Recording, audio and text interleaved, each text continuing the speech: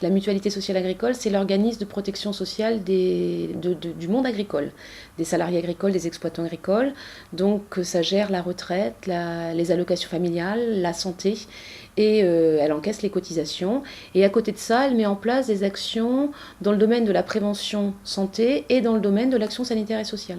Ça a été une décision du conseil d'administration de se dire qu'elle avait sans doute à réfléchir autour de tout ce qui était alimentation, éducation à l'environnement, la santé, pour articuler tout ce qui était agriculture et environnement.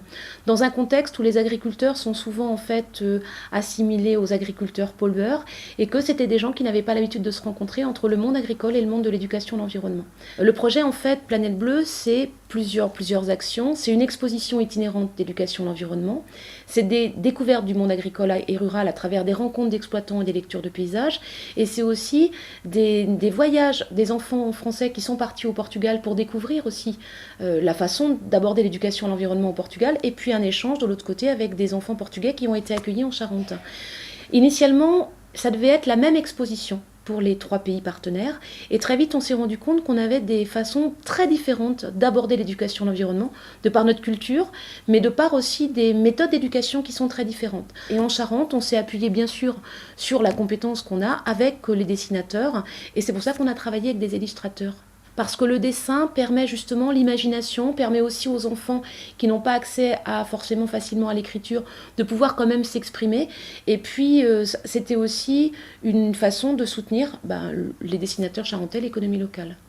Les 5 artistes avec lesquels on a travaillé pour les illustrations et les couleurs, c'est donc Jean-Luc Loyer, qui a fait la fresque Agriculture du futur, Cécile Chicot qui a fait la fresque Énergie, Norma qui a fait la fresque Pollution, Lydie Cousinet qui a fait la fresque Alimentation, et puis tout ça a été mis en couleur par Sophie Barou.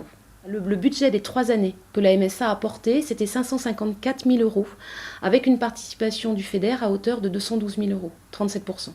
Et c'est un projet qui s'est inscrit sur 3 années, donc 2003-2006.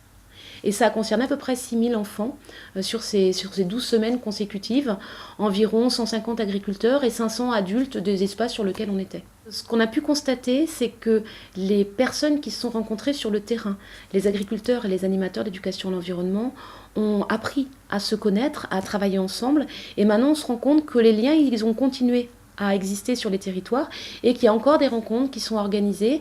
Ce qu'on a pu constater aussi, c'est qu'en matière d'éducation à l'environnement, les écoles qui avaient participé à Planète Bleue déposaient plus de dossiers d'éducation à l'environnement et s'inscrivaient complètement dans ces thématiques de développement durable. Donc moi je suis auteur de bande dessinée, illustrateur, je travaille beaucoup pour les enfants. Donc j'ai l'habitude de raconter aux enfants des histoires, de leur faire passer des idées, des messages. La demande elle-même était d'illustrer 4 tableaux sur la ville, la campagne, sur l'écologie, l'agriculture, etc. Donc on s'est réparti ça, et il y avait des petits jeux, il fallait que ce soit pédagogique, interactif, pour qu'on puisse faire participer les enfants et s'arranger pour qu'ils ne soient pas simplement des spectateurs. Que les gamins puissent venir soulever des dessins, enlever des pans de mur, regarder ce qu'il y a derrière, etc.